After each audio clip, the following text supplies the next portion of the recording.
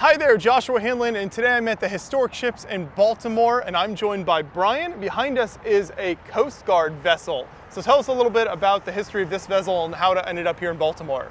Sure, so this is a Treasury class Coast Guard cutter built in 1936. She was originally commissioned as the Coast Guard cutter Taney, and her main significance is that she is the last ship afloat, the last warship afloat that saw action during the attack on Pearl Harbor in 1941. So that's why we're preserving her here in Baltimore. And the ship is 327 feet long and served from 1936 until 1986. So about 50 years of service, which is a good long time, particularly for a ship. And I have a special affection for it because I was a year old and the ship was still in service. So it's got the most recent history of any of the ships in our collection. And so we have the most resources in terms of trying to research it from veterans and records that are around because it's the most modern one. We also like it here in the museum because it has the most combat history and the most significant military career of any of the ships in our fleet. And it's also the biggest, so that bigger's better, so that always makes it more fun. So yeah, that's her main claim to fame. And but outside of the Pearl Harbor significance, she basically just did all the other duties that you would expect of a Coast Guard vessel: maritime law enforcement, search and rescue, and weather station duty, all of which this ship took part in. And her mission changed over time, and the ship had the most change of any of in our fleet. So it's kind of the best example of the morphing of ship capabilities over time. And so it's a real good example of that. And so that's what visitors can expect to see when they go on board. So we're looking at the starboard bridge wing of Coast Guard Cutter 37, and just like people, ships earn service ribbons. So up there on the bridge wing kind of serves as the ship's brag sheet. So all of the ships that we come into port next to can see all of our trophies, essentially. And so what you have there is our ribbon board, which represents all the actions and operations and engagements the ship took part in. Up there you can see Vietnam from her stint in Operation Market Time off the coast of Vietnam, of course World War II, the Asia Pacific campaign, and a smattering of others. The airplane silhouettes represent planes that the ship was credited with shooting down. They include two Zeros, a Valakate, and a Betty bomber, all Japanese aircraft in the Pacific. And then the X'd out Tharis products you see over on the last side, that represents drug busts that the ship was credited with taking. One of them in the mid 80s was 180 tons of marijuana found on a barge off of North Carolina, and at the time it was the record drug bust for the Coast Guard. It's since been broken, but at the time it was a brag sheet for us because we had the largest. So it's just an interesting thing to put up, and there's a duplicate one on the opposite side.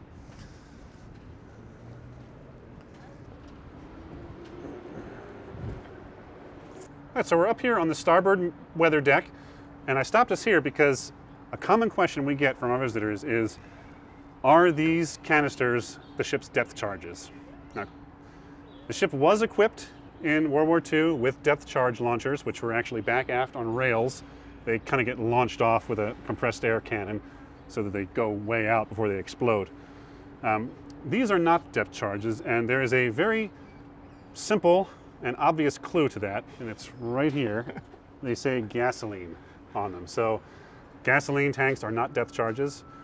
These are actually the fuel tanks for the small motor surf boat, which is just forward of us there, the small boat that we would launch to transport people or supplies to other vessels. And like all vessels that have gasoline stowed up here on deck, if a fire were to break out on deck, this is a real hazard. So we have them rigged like this on a downward slope so that we can come by with just a knife or an axe and just slice the strap, and we can jettison them off so that we can control the blaze, and then once the fire is under control, we can go retrieve them. Gasoline floats, so we can just go pick them up later, but meanwhile they're not causing explosive holy fire here on deck. So it's just a good way to get it off. There are firefighting stations all over the ship. Vessels like this are essentially just little mini villages or cities at sea, so we have to have all the stuff that any other society would need. So you need a fire brigade to keep fires down. So all over the ship there are various fire stations found throughout, manned by damage controlmen who are a special trained petty officer who knows how to fight fires and do other things to help save the ship if we need to.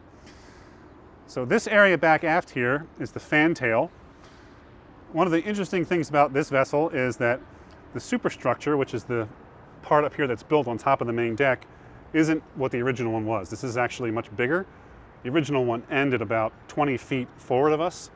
And back here, this original part of the ship was designed to carry a Grumman float plane. Back in the early 30s, mid-30s actually, when this ship was built, radar hadn't yet become a thing. It was kind of just in its infancy and hadn't been brought online fully yet. So the only way to have long-range surveillance was to physically have an airplane up there flying around. And as a patrol vessel, a law enforcement ship, which is what this ship was designed for, we had to have some surveillance, so they had a plane that would just be lowered with a winch, and it would take off from the surface and just go, and then it would land on the water, and we'd retrieve it. And that was what this was for. Early in World War II, radar came online, so that was no longer needed, so they extended the superstructure out and put a sick bay in and a couple of other things. So that's just an interesting little side note. But these two pieces of equipment here are central to the Coast Guard cutter's mission, which is maritime search and rescue. So both of these devices are used to help vessels in distress. The tow bit can be used to tow any ship, really. I mean, even ships that are bigger than us, we can just rig them up to this tow bit, run the line straight back aft through the small hole that's back there, the hawse hole, and we can tow a distressed ship back to port if it's disabled. We can also reel it in if we have heavy seas. And so both of those things are used out here on the Fantail. And the last thing I wanted to point out was this. A lot of people ask us about this rather unique looking thing. That's a magnetic loop antenna, and that is a special kind of antenna that uses line of sight for direction finding from radio signals. So it has two purposes that it can serve. One is that we can send a message to somebody else, and the key feature about it, I guess I should start with, is that it only broadcasts in a line, as opposed to an omnidirectional antenna which sends signal out in a sphere. The only people that can listen to us are people that happen to be in the line of sight to this antenna, which we can turn wherever we want it. So if I want to send a secure communication to a specific place, I can use this, and only people that can hear it are people that are in line of sight with this antenna. We can also use it in reverse and determine from where a signal is coming. So if we pick up a signal coming from a mysterious source, maybe an enemy or maybe a smuggler or somebody like that, we can use this and figure out where the signal is coming from strongest. And since it's only recognizing from one line of sight, we can determine where the signal is coming from, and then we know where to go to hunt down whoever we're trying to get. So we can use it for two things: secure communications for ourselves, and for trying to find other people. So it's kind of a sneaky little device we have here on back of the ship. Were these unique to Coast Guard vessels, or were there other general military ships that had these as well? Not really unique to military ships, but not all ships get them. Okay. Because it's just for, it's only when you really need that kind of thing. It kind of serves the same function as radar does, because radar does the same thing. If you're looking for a vessel, you can use your radar and see it. But ours, a little bit earlier, and we have a little bit bigger range since we're a Coast Guard ship usually out on a weather station or a patrol like that where we're by ourselves. We can get a little bit better, redundancy out of it that way. So why don't we head below? We'll head down into the wardroom, which will be back here. And luckily, we just finished painting this ship last week. All right, so welcome aboard. The room we're standing in here is the wardroom, where the ship's officers would serve. The interesting thing about historic ships is that we have 4 vessels in our museum here. And so this one is the most modern of all the ships. And so this represents kind of the latest in what a sailor could expect to experience in his life at sea. And so I like to compare this wardroom with the various other officer quarters we have on our other ships, because just for you watching, they get smaller and less advanced as they go back. So this is kind of the nicest you can get in our fleet. So we have the big dining room area here where all the officers could take their meals. Interestingly, the ship is not meant to be a pleasure cruise. It has a military purpose. And so just above the table here is a surgical light, because this area could become an operating or an aid station if needed during combat, if we had a lot of wounded. And then in there is the officers' lounge, so they actually have 2 recreational areas, the big dining area and then the lounge space, which is currently our Vietnam exhibit for the ship's service in Vietnam. And then just back aft out here in the forwardmost compartment, on the starboard side of the ship, the senior side of the ship, is where our executive officer's stateroom is. So the second in command of the ship is here. Engineering officer is over there. They're sort of the 2 highest ranking people on board, and all the rest of the officers are further back. So what I wanted to draw attention to is our little timeline here, just to give you viewers a quick rundown of the ship's history. So she was built in 1936, served her first station in Honolulu, interdicting the opium trade coming from Asia. And then the Coast Guard gets absorbed into the Navy during wartime. So after the attack on Pearl Harbor, the cutter was taken into service as part of the Navy. She's painted battleship gray, had a few more guns added, several more guns added, and mostly stayed in the Pacific initially for her first couple of patrols, and then later in the war was moved over to the Atlantic Fleet and did some convoy escort duty. This class of ship, the Treasury class, were based off the Erie class gunboats of the 20s and 30s in the Navy, so they're very similar to like a destroyer size vessel, and so they work really well as convoy escorts. So the cutter was sent to the Atlantic for a little while and fought off some German attacks on convoys off North Africa, and then eventually came back to the Pacific. And you can also see she got her brand new 5-inch guns all mounted. 5-inch 38s are a good caliber for both surface and air attack, so they're a good all-purpose weapon. I like to take a look at this picture. This picture is late 1940 or early 1945, after the Battle of Okinawa, which the cutter served as the amphibious command ship. Admiral Cobb had ordered his operations from this vessel, and you can see what she looks like here after the battle versus here before the battle. So during that time, she was attacked repeatedly by kamikaze aircraft and other forms of attack, and sustained a lot of damage and put up with a lot of danger, essentially, during the Battle of Okinawa. The Battle of Okinawa was so fierce and the fighting so brutal, and the civilian death toll especially so high, that that's one of the main catalysts for making the decision to drop the atom bomb, was that there was so much carnage from one tiny little island that if we tried to invade the home islands, it would just be 10 times worse than this. So the idea was that we could drop one bomb and kill a few tens of thousands of people versus 110,000 that died in Okinawa, the scale's pretty easily tipped toward the bomb. So just kind of the significance of that. And then in the 1950s, she goes back to Coast Guard duty, so she gets painted back into her Coast Guard colors. The guns are mostly removed except for one. Our forward 5-inch gun stays in place.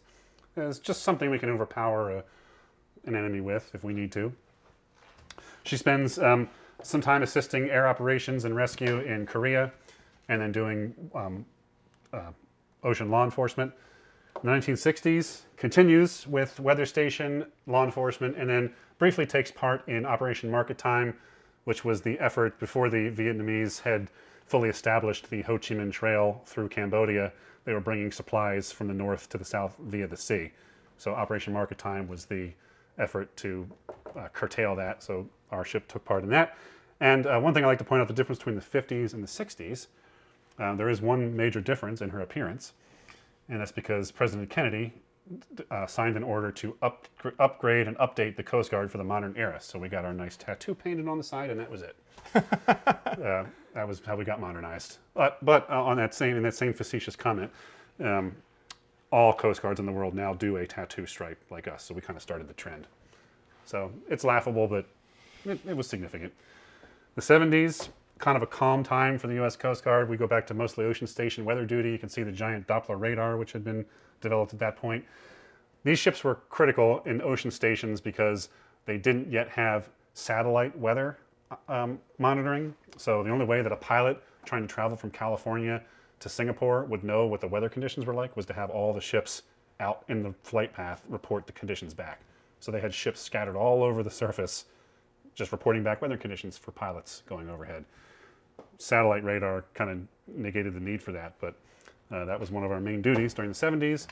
And by the 80s, the ship's getting a little old, so she gets sent to the Caribbean, where it's a nice bookend, actually. She ends her career doing the same thing she started with, which was drug traffic interdiction, this time coming from South America and the Caribbean. And during her time in the 1980s there, she had the largest marijuana bust, 180 tons on a barge off the coast of North Carolina. So that kind of bookends her career. And then after that, in 1980, one of the unique things about visiting this vessel when you come to Baltimore is that most museum ships, before they become museums, they get stripped. The other ships that are still in service take things from them, and you wind up getting this old hulk. This one, before it decommissioned, they knew it was going to become a museum. So everything you see when you walk through here is basically as if the crew put their pencils down and walked off the ship. Oh, wow. With the exception of these exhibits. So there's like graffiti still up on the walls. There's stuff just still sitting out where it was. Even up in the captain's cabin, his calendar page on December 7th, 1986 is still on there on the wall. So it's very well preserved as if the crew just left.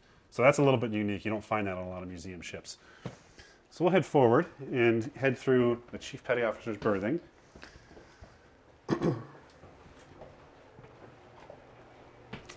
Just like on all ships, we have our officers who are in command of the vessel, and then you have your senior most enlisted men who, let's be honest, do the real work and make sure the crew are doing what they're supposed to do. The crew aren't afraid of the officers, they're afraid of the chiefs.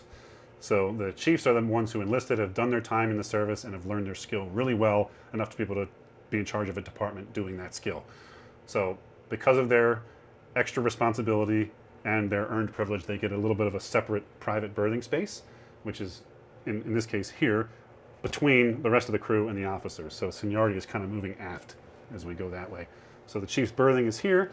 They have their own mess deck right here where they can take their meals by themselves away from the rest of the crew.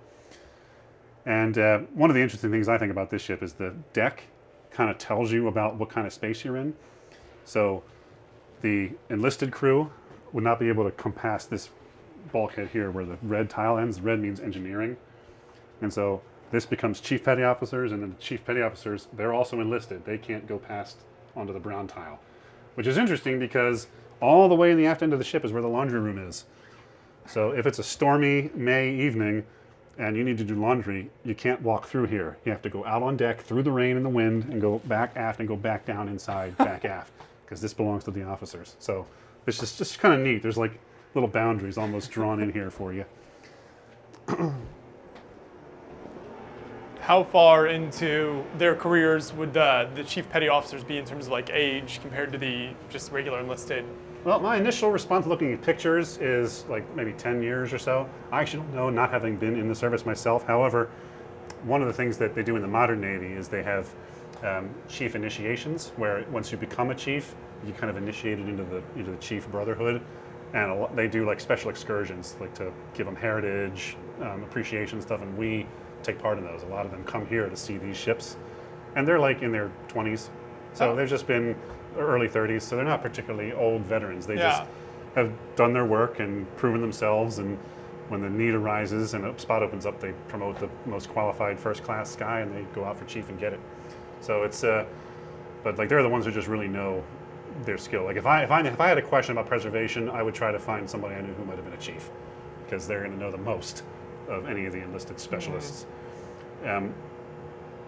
So here, we call this area damage control passage, just because a lot of our damage control equipment is stowed here. There's a lot of stuff to look at, namely firefighting equipment. So just from where your camera is, you can see our AFFF, our aqueous film forming foam. That has a lot to say, so we just call it AFFF. And this is designed to fight fires that you can't fight with water.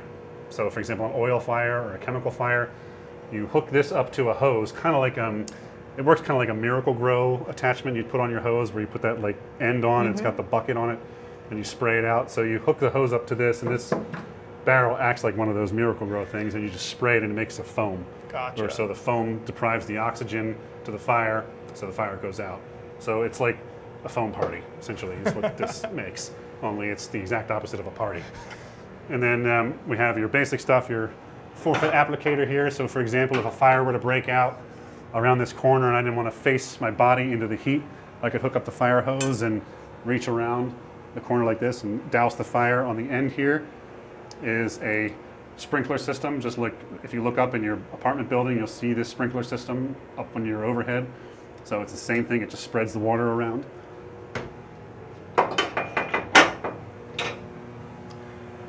And then this device, which I actually didn't know what it was for a while. I know it's called the donkey dick, which is just like the best name of a piece of equipment that I ever heard. But I found out, you asked about when our veterans come back and how we learn about stuff. One of the Vietnam crew told me this was the thing that actually attaches to that to make the foam. Oh, so gotcha. That's what it does. I never knew that, even working here for 12 years until I talked to a veteran. So that's how we learn things now. These ships, I'm sure, just have so many little pieces and different moving parts and everything that Yeah, it's kind of endless. Yeah, every once in a while, somebody comes on board and they're like, "Oh, is it all right if I just come on here? I served on this ship." And like all of a sudden, like all the staff just swarms them. We're like, "Oh, tell us about this. Tell us about that." And actually, right here, right at this spot, one time, if Captain Churchill, if you're watching, I'm sorry to tell this story, but our last commanding officer was Captain Winston G. Churchill. That was his name, and he's awesome. And I was coming on through here with my in-laws one day. We were just taking a tour through the ship, and I came around this corner, and he was standing right here. And I knew he was on board because when he came on board, the crewmen up there just texted everybody, and we all knew it. He was like, "Look, I'm just here real quick in town. I just wanted to take a quick visit today and just not make a big deal." And I was like, "Captain, sir, as soon as you came on board, everybody knew you were here. Like, you can't get on here without us all knowing it." Like, everybody just gets so excited when it comes on. So it's just fun that, you know, we get to have that relationship because the guys are still around. Yeah, even though it's a museum, there's still very much that realization. Yeah, I know especially myself and the staff really value the veterans' inputs because that's, you know, we can only read so much in a book about it, and so it's more fun to like hear it from the people that did it. So we have our little memorial wall here for all of our sister ships. The Treasury class had 7 ships in the class, so 7 sister ships, 2 of which are still around. Ours, the Cutter 37, and then our Coast Guard Cutter Ingham down in Key West, which is a sister ship. She's down there as a museum. The Bib was turned into a diving reef. They reefed that ship when she was decommissioned. So we do get a lot of divers come on here every once in a while. They want to do a walkthrough before they go dive the actual site so they can see what it looks like out of the water. So that's kind of neat. Yeah. And the Spencer, we have some of her parts. We have her helm up in the bridge. And there was what am I thinking of? The Dwayne was around. That's decommissioned. The Campbell was decommissioned. And then only one of them was lost, the Hamilton. All these ships are named after secretaries of the Treasury. So Hamilton is, ironically, the most famous Treasury secretary. That one was sunk by a U-boat in the Atlantic during World War II. And so what we have here on our little exhibit here is we had a little ceremony on board the cutter here with the Hamilton Association. They had a dive team go out and place a memorial plaque on the wreck at the bottom of the Atlantic. And we made a facsimile of the plaque that's there. It's displayed here. And the Spencer's nameplate is here. So because us 2 were the only ones left, we sort of take it upon ourselves to be a memorial for all of them. So Campbell veterans, when they come get together, they can come on here. We let them come onto our ship and kind of pretend it's the Campbell for the day. So it's just one of the nice things we try to do as a museum that still has active constituents around that, you know, were part of the ship's history. Another example, like here, this is crew artwork that was done because, you know, again, it's like 90% boredom and 10% terror. So, you know, when you're sitting around and watching, there's nothing to do. They just have to look busy, so they do paintings and whatnot. So some of this stuff, we saved this. You know, this was not designed to be the floor or the deck for this. This was a board bosun's mate or a guy walking through here at night and just made some artwork in the tiles. And then we know everybody who was on board when it was decommissioned. So in places where we can, we put the names of the people who were here because it's really fun to have somebody come back and like with their kids and find their name on board. So a lot of people ask, like, what's one neat fact about this ship you can tell us? Well, I have dozens of facts, but like one of the neatest things about it is that this ship is so recent that we have people that like who just come here with their families and see their bunks and whatnot. So here's our crew's mess. Seats 40 men. Crew size changed over time. She went from about 150 all the way up to close to 250 and then back down again just as the mission changed. But 40 men would eat here at a time, so we eat in rotations. The galley is actually 1 deck up, so food is brought down through the dumbwaiter, straight down, and then it's served out here. And the crew would basically just all eat in here.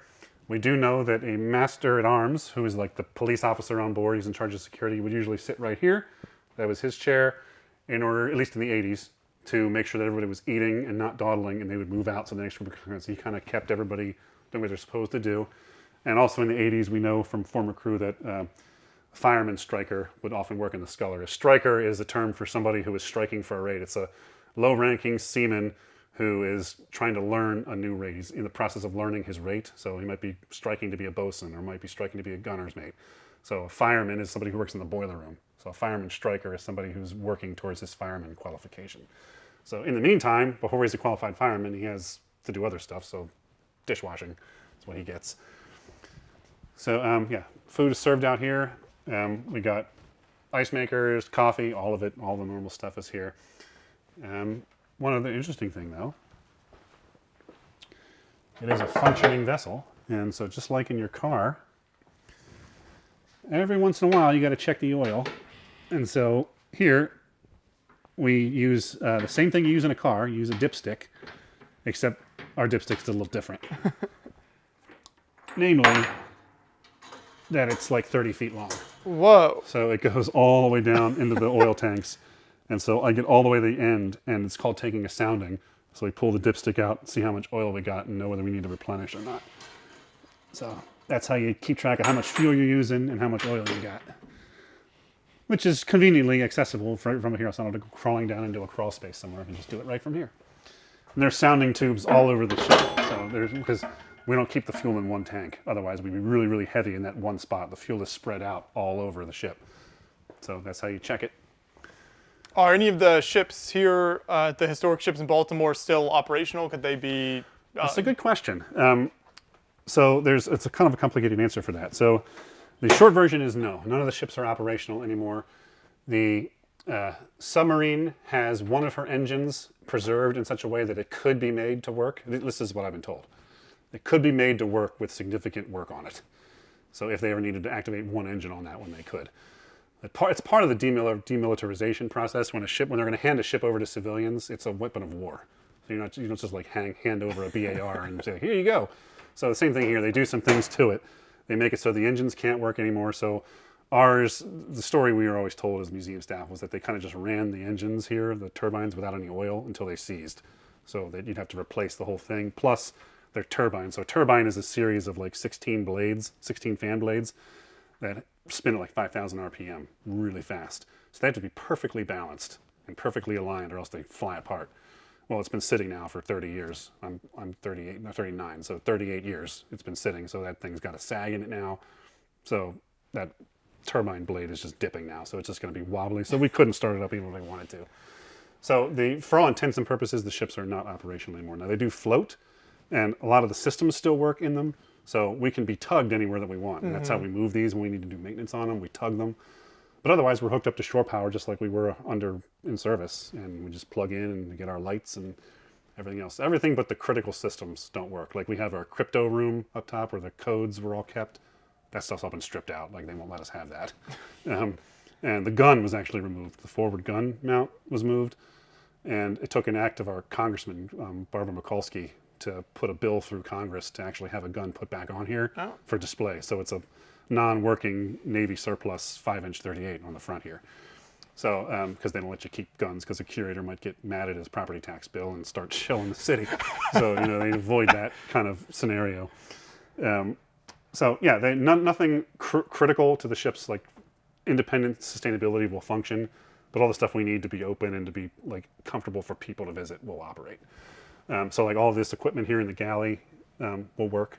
There's breakers. We have the breakers locked so nobody turns them on, but you can operate all this stuff if we wanted to. Like things like this, the plumbing still works, although the plumbing, it's not had water in it for a long time, so I wouldn't activate it. It's going to be leaking all over the place, but like all the plumbing's still hooked up. So what I was coming back here to point out is just an interesting thing, and actually you want to bring your camera around this way.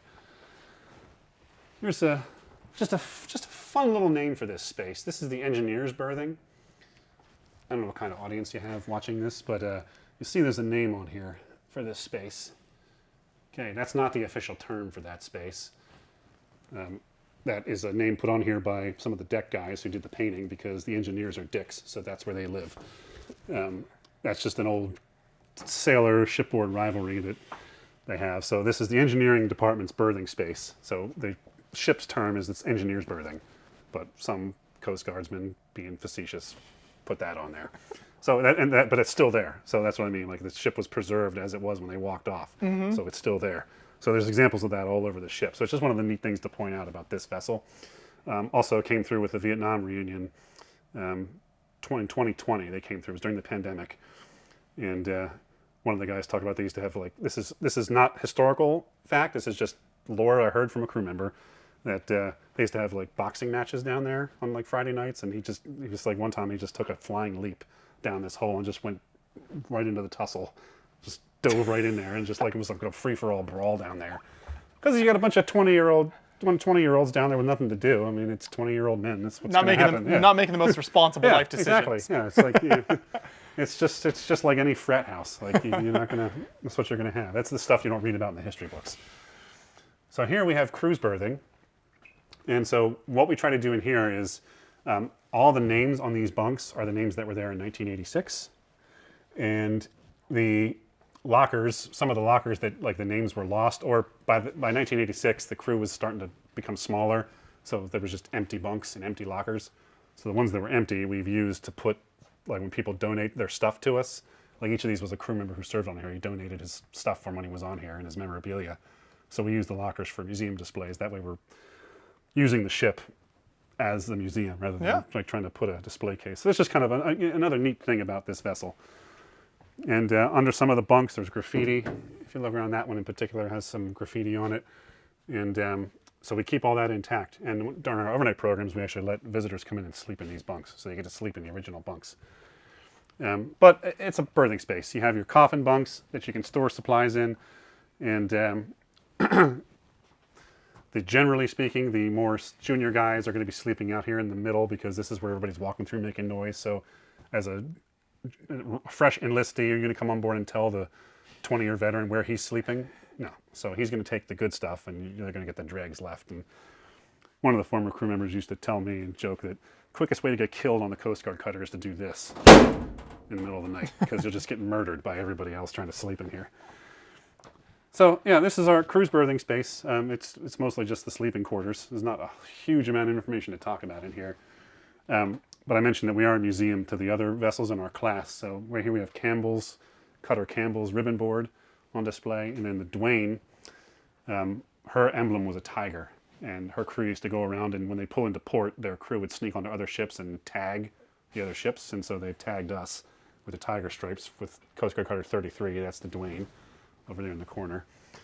So that's just, somebody from her crew got on here and did that as a, just an official memorial to the Duane. So yeah, it's pretty interesting. We can do that. The powder magazines are down below. So they'd store all the gunpowder and munitions way down in the bottom of the ship, which goes back all the way to the sailing ship days. It's raining.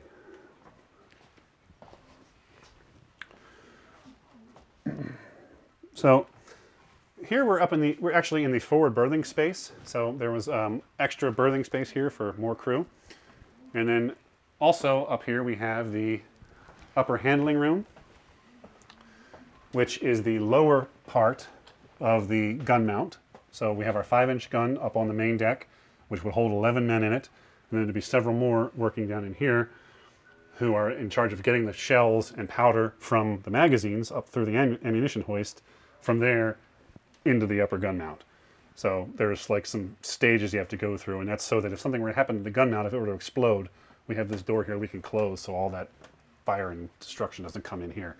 So it's just kind of, they build isolation into the ship to protect everybody. So here's where you'd be sending up your powder and your shells to the gun. And it would actually be passed through this little guy right here, this little door. The main door would be closed, and then the only thing going in and out would be shells right through here. You stash your surplus in the staging box here, and everything's actually coming out of that ammo hoist just back aft here. So it comes up from the magazine all the way 2 decks down from where we are, comes straight up the hole, and I pass it to this guy who stashes it in there or passes it through the hole, and they pass it up. So with that process, we can do 15 rounds a minute. So it's real quick, everybody moving back and forth like that. And then the last thing to point out in here is our Pearl Harbor room. So this is our exhibit on the attack on Pearl Harbor. So this ship was, as I said earlier, the last warship afloat that saw action during the attack on Pearl Harbor. And I say it like that because that's the historically correct way to put it. The short version is we're the last survivor of Pearl Harbor. That's the short version. But in actual fact, we weren't even in Pearl Harbor. The cutter was actually stationed in Honolulu Harbor. You might recognize that building, the Aloha Tower. It's featured in Hawaii Five-0 for those of you of that age. So right next to the Aloha Tower in downtown Honolulu, and just out of frame, right about here, was the power station for the island, the city, and the naval plant there. And so here's the Coast Guard cutter docked right there next to the power station, and 8 miles distant, they can see the attack unfolding in Pearl Harbor. Interestingly enough, the cutter was actually fully manned and ready to go when the attack began because she had received in her radio room reports that a submarine had been spotted. And so the crew was coming back to their stations as a law enforcement vessel to go out and look for this submarine when everything erupted. So unlike all the other ships, this one was fully manned with the exception of one person, a radio operator who was on Ford Island helping with radio operations. The entire crew was ready to go as soon as the attack happened. So our ship was fully manned and good to go. And during the attack, planes were flying over Honolulu Harbor. And so ours just stayed right where she was in order to protect and defend that power station. Because if power gets lost, welding torches don't work to get people out, hospitals don't work. So it was critical to keep that online. So I always ask the kids, what do you think Captain Olson did when he saw the attack happening? Everybody says, we're going to go and fight. Nope, exact opposite. We stayed right where we are because we have the nerve center of the entire place right next to us, so we can't leave it. So the ship is credited with saving the power plant during the attack on Pearl Harbor. And basically is the only one left because the Coast Guard doesn't get the budget the Navy does. So we had the same ships and operating a lot longer, so the ship survived in that way, and so that's how she's remained. And now that's why we preserve her, for that significance of being the only remaining ship that was actually in action during the attack. So that's our short version of the Battle of Pearl Harbor. What was the ship's weaponry at that time when it was in Pearl Harbor during the attack? What would it have been kind of firing back at the planes? Yeah, so mostly anti-aircraft, small machine guns, and then also 5-inch guns. There's a 5-inch 38 is a good all-purpose weapon, but at this time, before she got upgraded, she had some 5-inch guns that were for surface and then some 5-inch guns that were for air. Okay. So she had both. So we didn't have a full battery we could bring online, just a few, but it's better than nothing. Mm-hmm. And, yeah, so because like in December of 1941, this was still a Coast Guard ship. It's almost like this isn't our job to deal with, but everybody helps out. So, yeah, I mean, luckily for us, we kind of knew war was coming, so things were kind of getting ready for that. So, like I said, she was ready to go, but there's only so much you can do with one little ship. Josh, you're now standing in the engine room on the Coast Guard cutter. So you're standing between our two main units. So a main unit is essentially all the machinery to operate one of the propellers. I'm standing amidst the starboard main unit.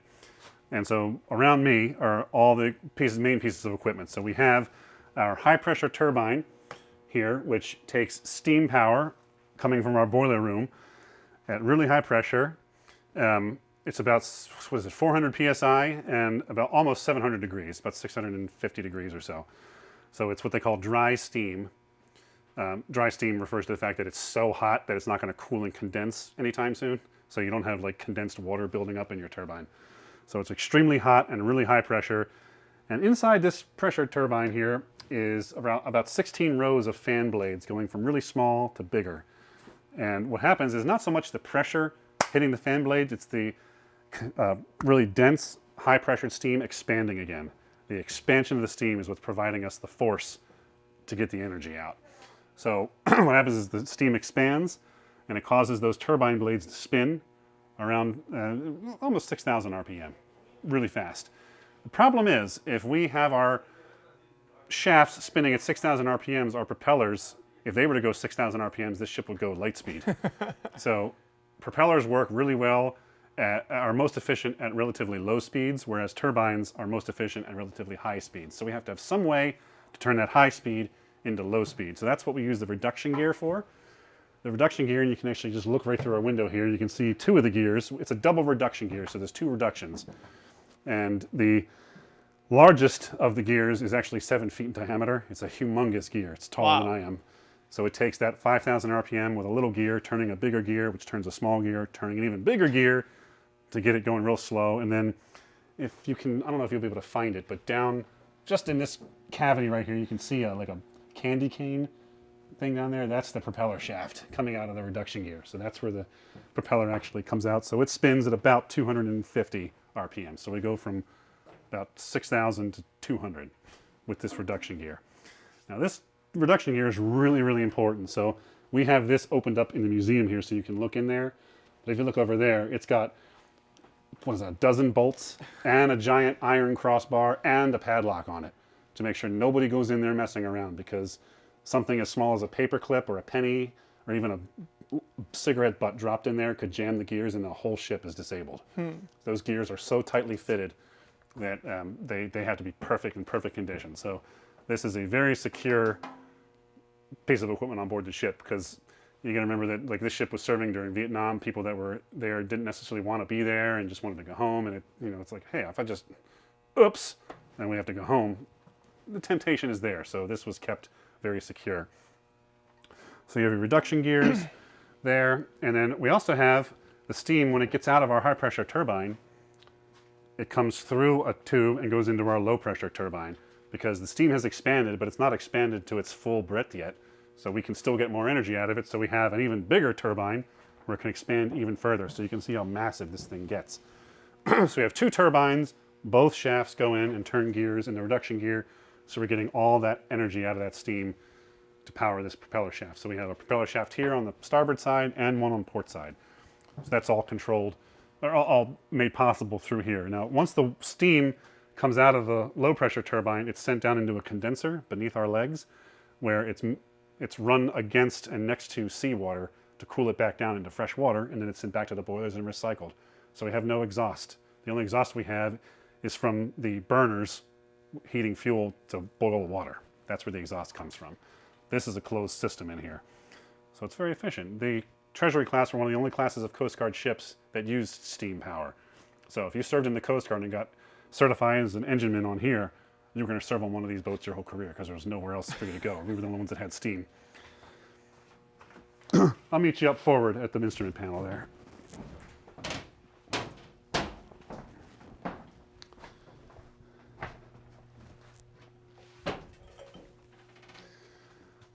So I'm glad you guys came down here, because this is not normally open to the public except for special access tours that we do periodically through the summer. But one of the things that's really interesting, as I mentioned earlier, the ship was left as it was the day the crew walked off the ship. Now this talk down here about the engine, there's a lot of numbers involved. I have to know numbers of RPMs and all this stuff. It's hard to remember. I'm sort of fuzzy right now in my head, but it's okay, because even the crew were fuzzy about it. And it was their job. And we know that because they cheated.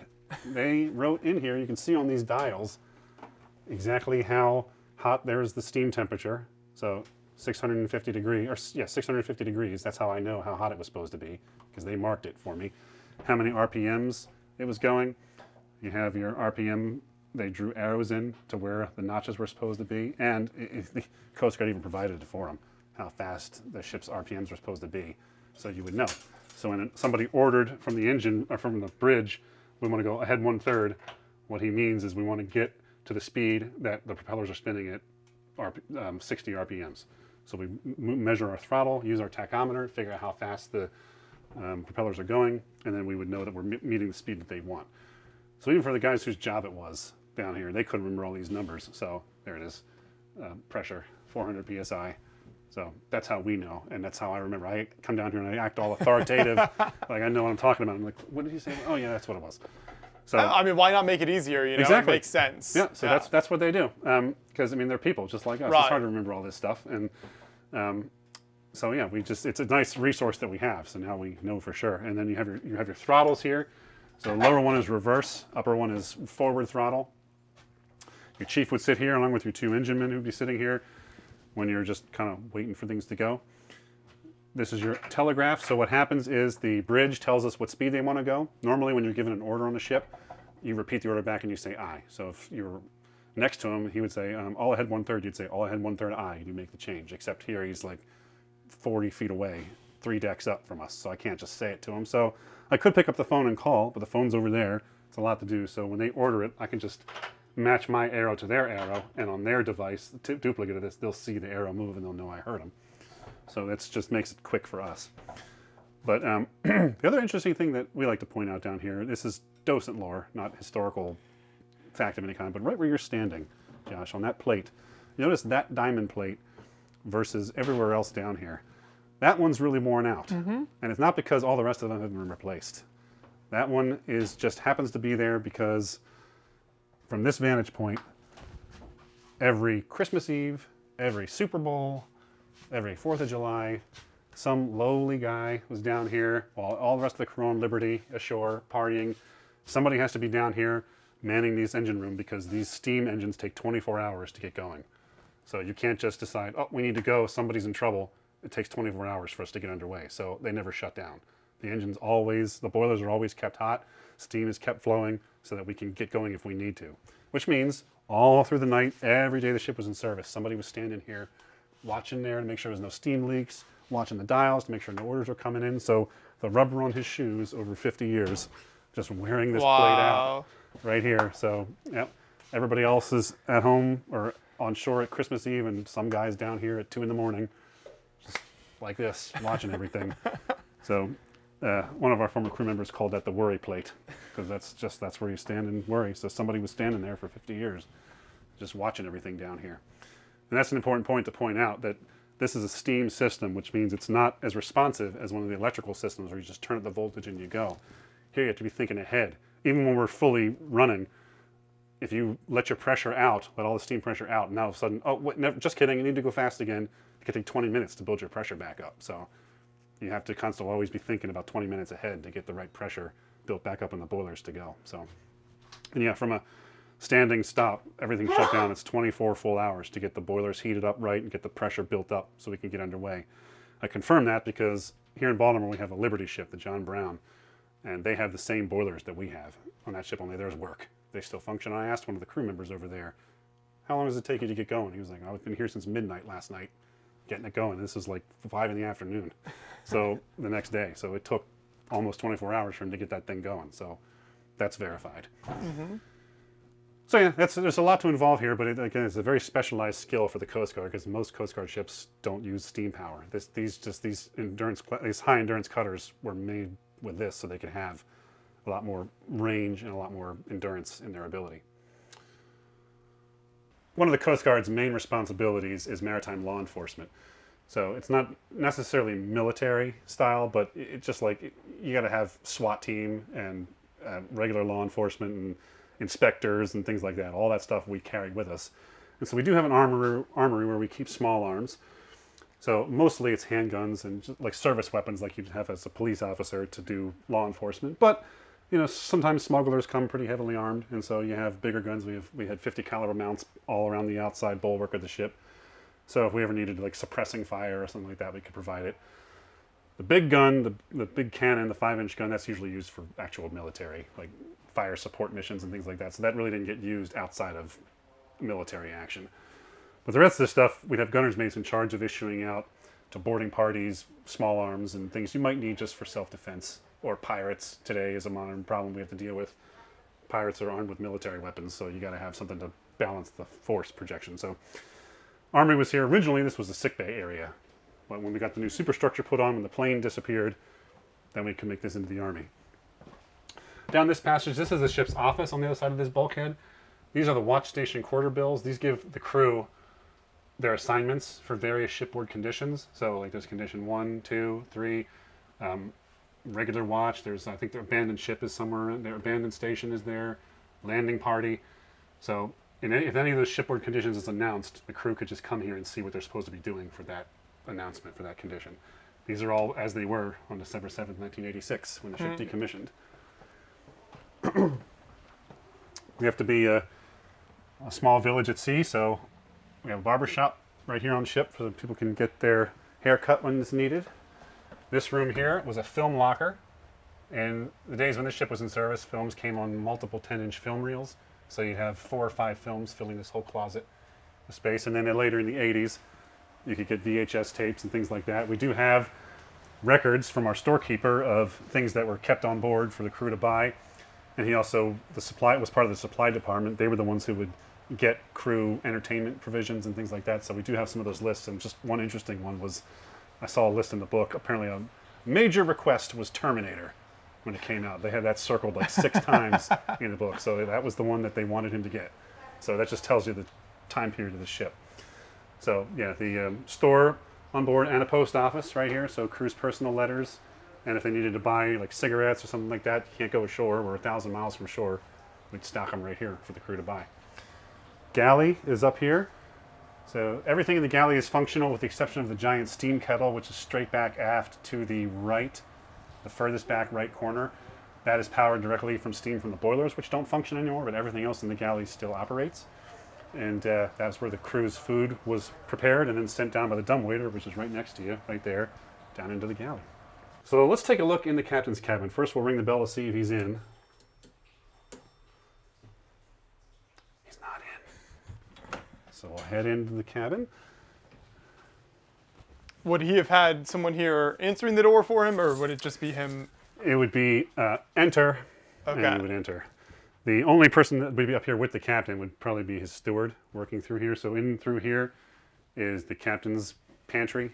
So there's like a hot plate, a microwave, and a small stove for like making tea and coffee. But he's an enlisted man, so he doesn't get to come in here. So he only can pass stuff through the window. And yeah, so you would knock, and as a regular crew member, when you're in this room, the only place you'd be is right there at attention. So the captain's desk is here where he could do the ship's business. There's a big lounge area for relaxation. Table for eating and entertaining, both diplomatically, ship to ship, or with his officers invited up here. And then his actual stateroom is back here. So the captain's bed is right here. So he has his own bed and his own head right through here. So all of this whole area belongs to the commanding officer. His stateroom is just down the ladder from the bridge. So any emergencies that come up quickly, he can quickly take charge of the ship. And then while he's down here, we also have our compass repeater, clock, clinometer to know what the ship's heeling is, if we're rolling at all, and our tachometer so he can see how fast we're going. So even from his cabin, he can maintain ship status right from here, which is kind of nice. And then in the 80s, they actually had a closed-circuit TV installed here, so he didn't even have to leave his cabin to address the crew. He could just have himself filmed, and it would play on the the ship's closed-circuit TV system. So that's from what I heard, over time, kind of rubs the crew the wrong way because it's like you don't even have the decency to come out here and talk to us. Right. So that's just from one crewman I heard that he kind of was a little resentful of that. So, but yeah, like a good captain is not going to spend most of his time in here. He's going to be out there amongst the men with them doing what they need to do. So yeah, this is, again, pretty much as it was when the ship was decommissioned in 1986. The calendar page we still have up there on the bulletin board. And the thing I think that's neat about it is if you zoom in real close, you can see where he wrote in pen, "We're gone." Which it's just a kind of a fitting day that being the Pearl Harbor survivor, it was decommissioned on Pearl Harbor Day in 1986. So that's just, to me, that's just a little bit neat that it's like still right there, just written in pen, like he just walked off. So this is the CO's cabin. This is part of our bridge tour that you can experience when you come on board. And then we'll continue on up to the bridge. And so you see it's a short distance straight up from his cabin. And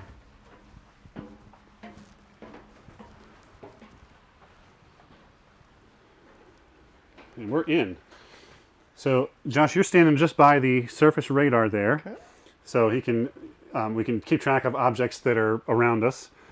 The captain's command chair is right there. You'll notice how perfect condition it's in. We didn't put it like that. It's just like that because he never sits in it unless he wants his crew to hate him.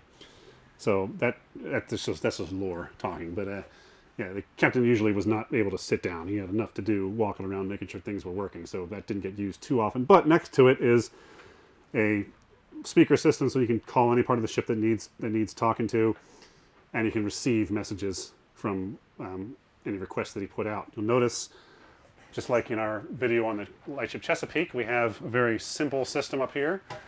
The speaking tube to talk to the flying bridge, along with our complex communication switchboard here, our 1MC and sound-powered phone system that goes all over the ship.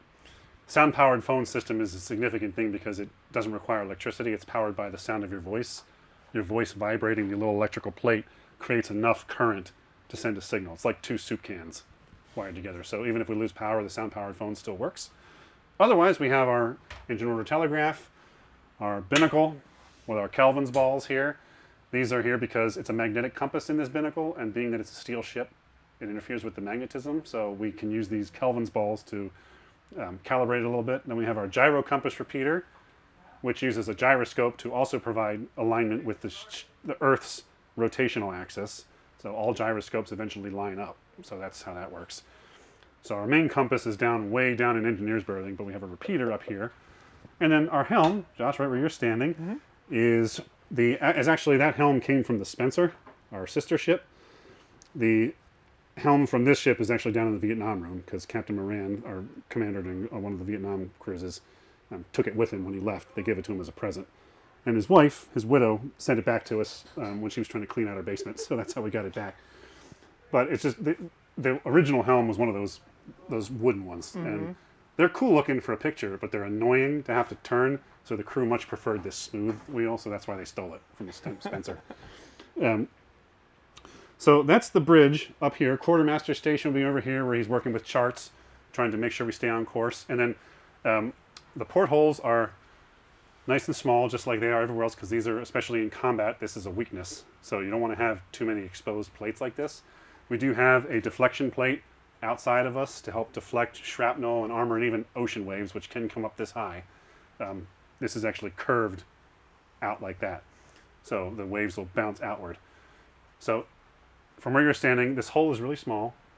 You can barely see over this wall out here, but they still felt necessary to put a window wiper right here, just so that this one doesn't get too fogged up, I guess. I don't know, or this one too.